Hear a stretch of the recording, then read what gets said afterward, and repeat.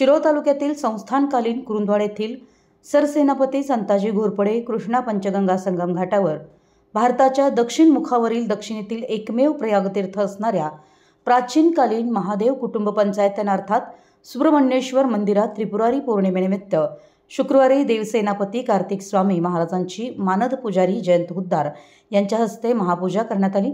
भक्तांना सुंठवड्याचा प्रसाद वाटप करण्यात आला। भाविकांनी शुक्रवारी सकाळपासूनच मोठी गर्दी केली होती। शुक्रवारी रात्रभर मंदिर दर्शनासाठी खुलं होतं। खास करून स्त्री महिलांसाठी कार्तिक स्वामींना मोरपीस अर्पण करण्याची प्रथा संस्कृती आहे। या ठिकाणी पूजेचं साहित्य आणि मोरपीस विक्रीचे स्टॉलही मोठ्या प्रमाणात लावले होते। अनेक भाविक मोरपीस विकत घेऊन श्रीचरणी अर्पण करताना खास करून महिला वर्ग दिसत होता।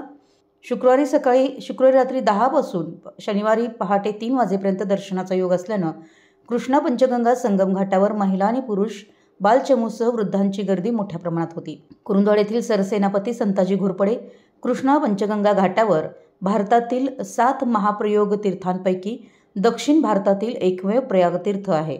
श्री सुब्रमण्येश्वरांच्या अवतारातील भगवान शंकराच्या कुटुंबाचं प्राचीन मंदिर असून या मंदिरात शंकर पार्वती, गणपती, मारुती यांच्यासह शंकर पार्वती पुत्र व श्री गणेशाचे भाऊ देवसेनापती कार्तिक स्वामींची या मूर्तीची प्रतिष्ठापना आहे।